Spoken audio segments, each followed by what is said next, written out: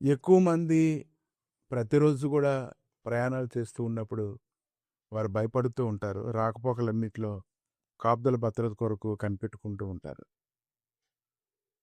కానీ ప్రయాణాల్లోని పరుగులెడుతున్నటువంటి వారికి ఖచ్చితంగా దేవుని యొక్క కృప ఎంతో అవసరమైంది. కానీ నువ్వు అడగక మునిపే ఆయన కృపనిచ్చి నడిపించడానికి ఆయన శక్తిమంతుడై ఉన్నాడు. ముఖ్యంగా రాత్రి వేళల్లో ప్రయాణం చేసేటువంటి వారికి ఎంతో భయపడుతూ ఉంటారు గానీ, ప్రభువైతే దావీదుకు చూపినటువంటి శాశ్వతమైన కృపను చూపించి ఆయన ఖచ్చితంగా నడిపిస్తారు. కీర్తన గ్రంథము 23 అధ్యాయం 4వ వచనం.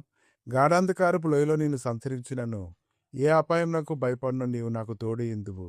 నీ దుడ్డు కరివి నీ దండమును నన్ను ఆదరించును.